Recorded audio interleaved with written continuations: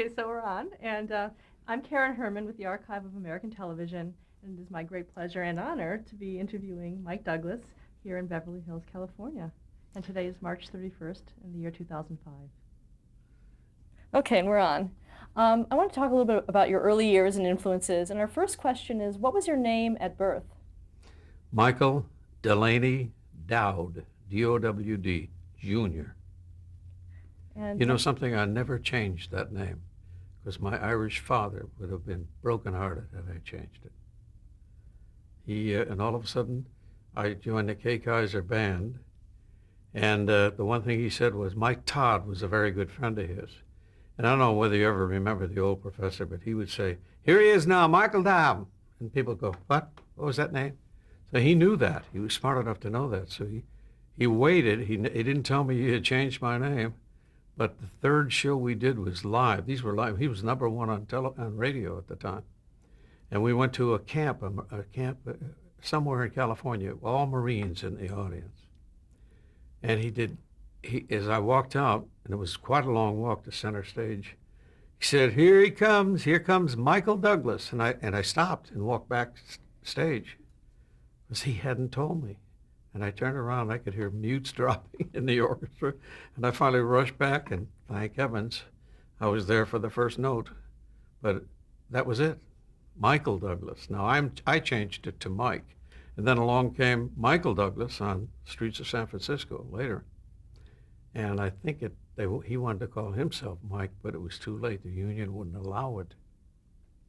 now, how did Kay Kaiser come up with Douglas? Where did that come from? Out of the blue, in fact, we went over to visit he and Georgia Carroll. He married a very beautiful model named Georgia Carroll. And they lived just, in the hills of Beverly Hills. And we went up to the house, and my wife was expecting our twins, and he was just delightful, wonderful host. And he sat there and said, "We're going to have to do something about your name. Yeah, I can't stand Irish singers, and I can't stand kids on the screen." And I thought, what does that have to do with me, kids on the screen? At any rate, he said, "We're going to have to change your name." And he got the phone books out. We started going through the phone book. And I wanted to call myself Mike Delaney, which is my first and second name. He would have none of that. That's not formal enough. And so we went on and on and on. And finally he gave up, and we went home, and then we went out and did 2 shows. And all of a sudden on the third show, he called me Michael on the first 2 shows. And I had done a show for Ginny Simms, his former girl singer, who had a wonderful show on NBC for returning veterans, and I was one of them. And I was on the show with Hal March and Bob Sweeney. They did a comedy act at the time. And another young fellow who became a writer for Jackie Gleason later in his career. And I sang Strange Music from the Song of Norway, and a beautiful song. And I sang, as he said, right from here, from the heart. I needed that job so badly. And it connected because 2 agents from MCA, it used to be MCA, Music Corporation of America, they were the biggest, they're the people that owned Universal and all. And one of them, finally I was working at a place called the Bar of Music in Hollywood. And my agent came down. He was a wonderful gentleman named Don Sharp with an E. And he's the one that put I Love Lucy on television. So he was somebody. And he was trying to get me into pictures. And actually I got a contract, and Kay Kaiser wouldn't release me from the contract, from William T. Orr, who was married to Jack Warner's daughter. He offered me a 7-year contract. And it was all in the form of a telegram. And I was so excited because that's really what I wanted to do. At any rate, everything came together, and I did the show for a couple of years. And then he promised Harry Babbitt, I replaced a fellow named Don Leslie, but he promised Harry Babbitt that he would bring him back after he gave him the chance to try it on his own in New York. And he didn't make it in New York. And when the television show came along, Harry Babbitt was an old gent, I was 25 years old, so they called me. And we went to New York, and what an education. We rehearsed at the old NOLA Studios, and there was a place called the International Theater, which no longer stands. It's now the Lincoln Center. But across the hall was the Milton Berle show and the Sid Caesar show, and all of these wonderful people were walking around. I got a chance to visit with them on my breaks and all. Woody Allen was writing for the show, Neil Simon, Mel Brooks, Larry Gelbart, people like that were writing for Sid Caesar. So it was truly an education, being on that show and going to those rehearsals, which I loved every minute of. I'd like to talk to you a little bit more about Kay Kyser, but I want to bring you back, first of all, and ask you, when were you born? Had I what? When were you born? I'm going to go back a little bit. 1925. What was the date? And August the 11th. And when I met him, when I walked into that studio the first day, I walked in with a brilliant young conductor named Jerry Fielding, and we were both the same age. And we walked in, and Kay Kyser, in those days, they'd call it kind of a Ricky-Tick band. And I was into bands like Tommy Dorsey's band and all, thinking about that, sort of singing with them, and wondering if I could ever become Frank Sinatra. That was my ambition. And this show, my going into television was a complete accident, but it was almost like a storybook thing that happened to me in Chicago. A man in Chicago hired me to sit at his side on a talk show. I was kind of a poor man's Hugh Downs, sitting at the end. The only difference was I sang. And when he needed some time, I'd either sing or I can feed people straight lines like nobody in the world. I love comedy. And so he had a big drinking problem. He didn't show up one day, and the boss came in and said, "Kid, you sit there today." I cannot tell you what that felt like, because they had a no budget at all. I mean, it was just, people would walk in, huge stars would walk in. It was WGN in Chicago, just to plug their movies. I got to interview people like Charles Lawton, and Tony Curtis was starting out then, Rock Hudson, and it went on and on and on. Even interviewed Kathy Crosby, the lady who married Bing Crosby.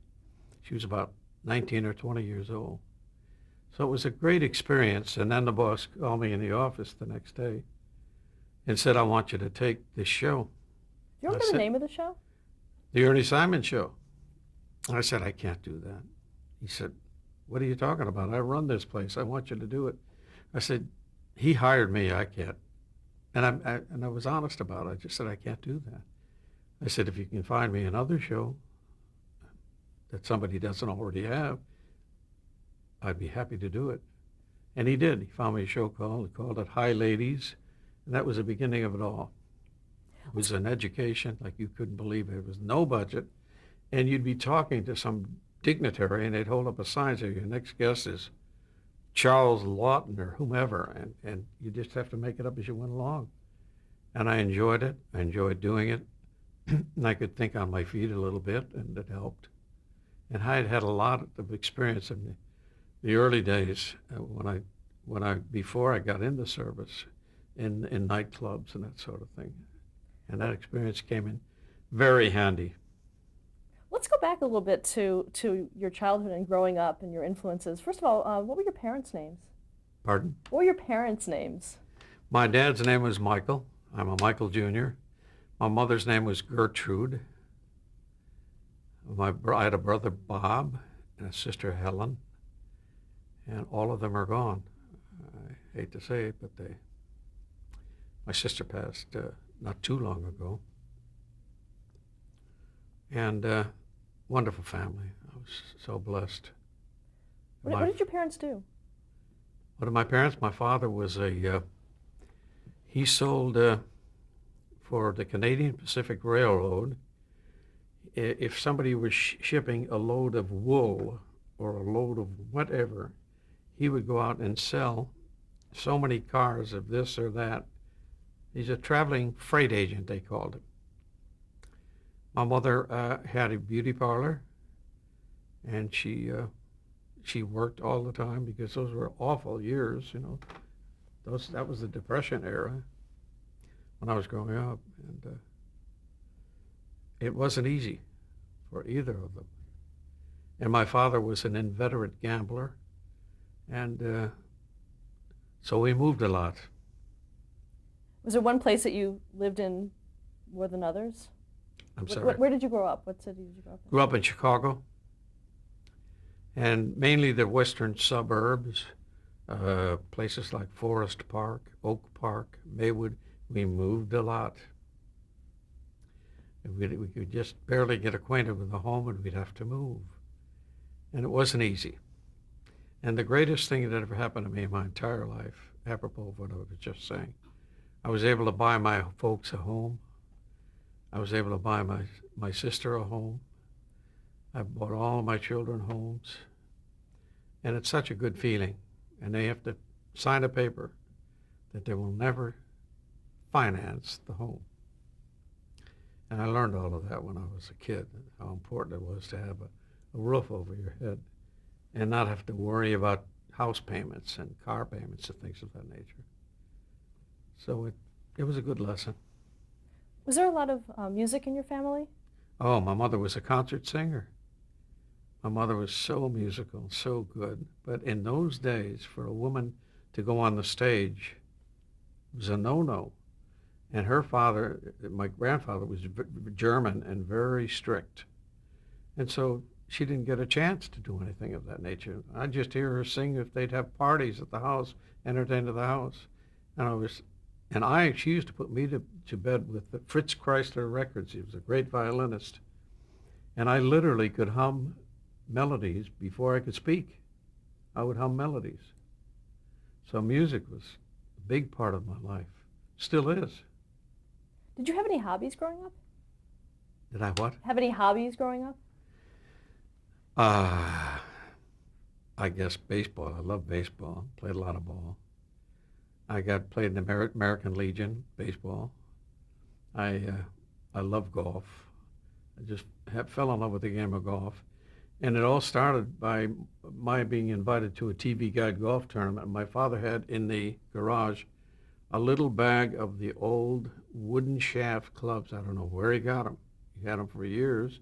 And they had twine hanging off of them and everything. So I thought it'd be a good comedic thing to go to the TV Guide golf tournament and walk out with those clubs. And I walked out and I hit a drive and went straight down the middle of the fairway. It surprised me more than anybody. And I thought, hey, I can do this. The next thing I know, I bought a nice new set of golf clubs. And I didn't practice much. I was very lucky. I was able to coordinate well as a young boy, and I coordinated very well over the golf ball. But these days, now that I've gotten elderly, it all changes because I think the most boring thing in life is to practice hitting golf shots. So you hit the ball, and now what do you say? You literally have to have a guru standing behind you, somebody who knows about golf, telling you you did this, you did that, and it gets very difficult, really and truly. And I just won't practice. In fact, I said to Jack Nicklaus one day, he lives where I do. He said, "Do you practice much?" I was playing in the Inverary Classic with him when it was Jackie Gleason's tournament, and I said, "No, I never practice." He said, "Why?" Because his life was practicing. I said, "Because it's boring. You should have seen his expression." And I was sincere. I said, "Look, you've got somebody standing behind you telling you to do this or do that, or you did this and you shouldn't do that, or you should do this. I don't have anybody to talk to. You stand there hitting golf balls. It's boring." Now I have to eat those words because at this age I have to go out and practice. Working on all the interesting thing is in golf, as you get older, you don't turn it as easily. So you got to practice on getting the shoulder around under your chin, which isn't easy. Do you golf every day? I golf about 3 times a week. And so does my wife. She plays very well. Going back to your childhood, what did you want to be when you grew up? Did you have any idea? I wanted to be, I'll tell you, when it all happened, my mother took me to the Chicago Theater. I was in grade school, I remember I was in grade school at the time, and a guy named Bob Eberly walked out on the stage, and the girls all squealed. And I said to my mother, that's what I want to do. It looked so wonderful, standing in front of that great band and singing, and they having the girls react that way. That seemed to click right then and there. And she saw an article one day in the paper that Clark Gable was making $5,000 a week. And as a kid, I said, I'll do that someday. In fact, I'll make more than that. And she's, the whole family looked at me like, is he okay? And you know something, I did. I did that. Did your family support your aspirations? Pardon? Did your family support your aspirations early? Oh, yes. My father wasn't too keen on it. He thought he wanted me to do what he did. Talk about boredom. And I didn't want any part of it. I hung in there, and no one was prouder than my dad when I made it. He was so proud. And he'd go into a store and buy something, and he'd say, Mike Douglas is my kid. You know, he was that proud, and it was so cute and wonderful. In fact, when I bought them a home, I told Mother and Dad, I explained to Mother, I said, Dad talks quite a bit, and so when you get there, you make an offer on the home. And I had to explain to my mother what to do. And I said, don't forget your name is Dowd. Don't say anything about me. Well, as luck would have it, they went to the home and they found the home they wanted. They made an offer, and then they came back a second time. And while my dad's standing in the living room, my show was on television. And he pointed to the set and said, that's my kid. It cost me $12,500 for that plug. But it was worth it. He enjoyed it. Now, when did you start singing professionally? When I was 8, my mother took me down to WLS in Chicago, a radio station. And incidentally, that's where George Gobel got his start. And I remember singing, and they said, oh, they were all excited. Oh, yes, we want you on the show. And that was really big time in those days, because it's heard everywhere, coast to coast. And then all of a sudden, my mother sat down to talk to them about the contract and this and that. They said, by the way, how old is Michael? She said, 8. She said, 8? He has to be 12 to be able to pass what they call the child labor law, to get by that. I was devastated. Because I was only 8, and I made it through the audition and got a favorable result, and never did do anything at WLS. The last job I had in Chicago was a staff soloist at NBC, and they had 40 musicians on staff at the time, and a man named Joe Galicchio, who became like a father image to me. He was just great, and he helped me a great deal. And from Chicago, I got the show, not from what I did in Chicago, but there was a young man who came to work there. He just graduated from Dartmouth College in New Hampshire, and he's very young and very bright. And he remembered me, how I used to cut up with the band. It was a dull show. It was just one song to another, but between takes, I would do comedy for the band, and they really enjoyed it. And he remembered that. He was about 22 years old at the time. And when Westinghouse decided they wanted a talk show, he had auditioned 7 different people. And he happened to be sitting in the Henrices bar in the Merchandise Mart building. And they had little monitors about this big, up over the bar. And he's looking like this. As luck would have it, he is sitting next to the bass player in the orchestra that I was with, at Joe Galicchio's orchestra. And he said, that's who I'm looking for, Mike Douglas. And the guy said, that's not Mike Douglas, that's Merv Griffin, and the show is called Play Your Hunch. And he said, I'm not looking for Merv Griffin, I'm looking for Mike Douglas. And he just casually said, I know where he is.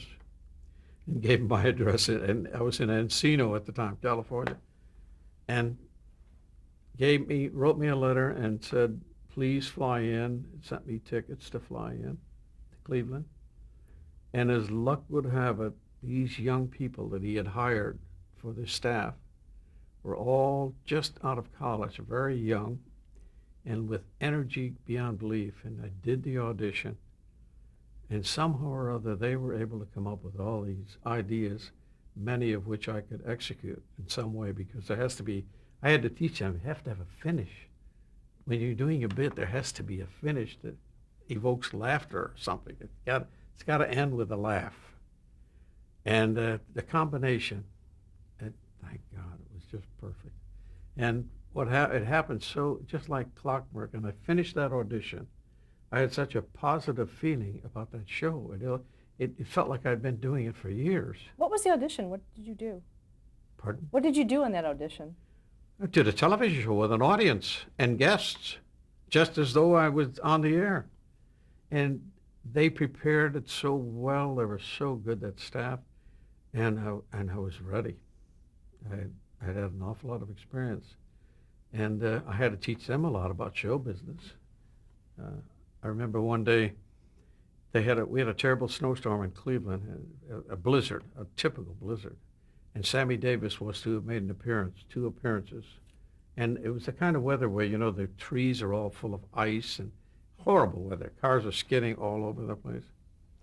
And that Sammy Davis said, what's the most popular show in Cleveland? And somebody said, the Mike Douglas Show. He said, I know Mike. He sang with Kay Cosby, knew all about me.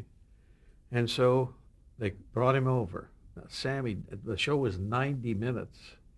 And here's what I say about my young people. They didn't know about this. They had 6 acts booked on the show, 6 segments. I said, I'll never forget his expression. I said, cancel all the acts. Sammy Davis is coming. What do you mean cancel all the acts? I said, Sammy Davis can do 90 minutes. Like you take a rest and lay down and take a nap. It's a piece of cake, and I know his entire act. Sammy came. He did everything imaginable. He played the drums. He danced. He sang. We told stories about his early days, how difficult it was. He'd go to Las Vegas and not be able to stay in the hotels. We went through all of this. It was mind-boggling, that show. And he thanked me profusely, and they all came to me and said, "You were right, boss. You knew what to do." I said, and he could have done another 90 minutes. I mean, the man's, I think, the greatest entertainer of our time at that time. Did he appear more than once on your show? He opened the show. I opened the show with a song, and then I brought him out, and he sang, and he tap danced. He did everything, and he was so talented. It was just incredible what he did. And it was a breeze for him. The audience was like this after 90 minutes, just limp. They got it for nothing. But I never forgot that. He never forgot that show. Going back, the person that called you while you were in Chicago, was that Woody Fraser? Woody Fraser. Can you Exactly. talk about him? Describe him. And we're very close to this day. I talk to him all the time. And but he was brilliant. A little bit nutty, but brilliant. Sometimes he didn't know when to turn it off. One time I remember we were doing a bit, and remember Don Amici? And he said that he was my co-host, and Woody said, "Now you wear this hat." He put it on. Don said, "I don't wear hats." And if you did that to Woody, I mean, he would blow up. And he blew up, and then when he got to the end, Don Amici said, "I still won't wear a hat." And that was a great lesson to him, running into somebody who just knew what they wanted, because he thought he knew everything, and it was a tremendous lesson. And his face, he couldn't change the expression. He was just in shock. And he used to, instead of saying, "Well, I'm sorry," he'd walk away, shouting and screaming, and I'd say, "He'll be all right. Just don't wear the hat, Don, that's all." Now, what was your working relationship with Woody Fraser? How Oh, did that work tremendous. on the show? There'll never be another one like that. I could look at Woody, or he could look at me if we had a problem going. Somebody was rattling off and not making any sense. I look at him, and he'd look at me, and I'd just say, well, we'll be right back right after this message. The greatest out in the world. And he'd just be doing things and hanging on the walls and saying, putting his hands on it. But he could read me, and I could read him. It was a marvelous rapport we had. And I didn't have many producers like that. And I remember one time he came to me. He was with the show, and they wanted him. They wanted me. Good Morning America was trying to buy me, make a contract with me, and I just thought to myself one night. I remember saying to this person, "What time do I have to get up?" And the guy said, 4 o'clock. But the limo will meet you at the hotel. And I said, no, I'm sorry. I can't get up at 4 o'clock to do anything. And so when I turned them down, they went after Woody. And he had a solid contract with us. And I remember our boss, Don McGannon, the head of Westinghouse Broadcasting, he called me and he said, what are we going to do with this guy? He wants to go. I said, let him go. And my theory was he would get much more money at doing Good Morning America than I would ever pay him. Our show was that, there wasn't that much money coming in. And I told Don McGannon, he called me, he said, I've got a solid contract with him. I said, Don, let him go. I said, because if I don't have somebody giving 110%, we'll never be able to match this. And he did. Let him go. And that's when I hired Roger Ailes, who's the head of Fox News at the moment. And what was Roger like at the time? What did you see in him? Roger was standing with a stopwatch doing things like this and not making much money. The next day he was wealthy. The next day. He's never forgotten it either. He remembers that I gave him the break he needed. What were the differences between Woody Fraser's sensibilities and Roger Ailes? How did... Hard to compare the two, but most of the people who came in after Woody tried to do the things Woody did. And Roger, not entirely, but there were some moments where I'd say, hey, don't do that. Let's not do that. We've already done that. We've tried that. And let's go for something else. Let's try something new. A lot of them tried to do the same routines, and they were kind of old. Pie in the Face. We had him, that fellow on the show many times. What was his name? Soupy Sales. And I said, that's getting a little old, I think. And we don't have Frank Sinatra to throw a pie at. So let's go on to something else. And Roger was wonderful. He handled it beautifully. And he got involved politically, and started to make money doing that. And I had to part ways with Roger at that point, but he was sensational. Did he try to put his political... No, he never did try to give us he never gave us any problems that way. But I remember him saying one day to me, Richard Nixon had the same business manager that I had. And he came on the show, and the green room was a mess. And I said, Roger, you got to put Mr. Nixon in your office. He had a very nice office. Because they'll drive him crazy in the green room. And he did. And while he was in there, he's so smart. He doesn't worry about anything, about doing anything wrong. He just does his thing. He wanted so to get into that area. He turned to Nixon and he said, Mr. Nixon, I have a feeling that you want to be president, and every night you go home and you go into a closet, get a blue suit and put it on, look at yourself and say, I'm going to be president. You're not going to be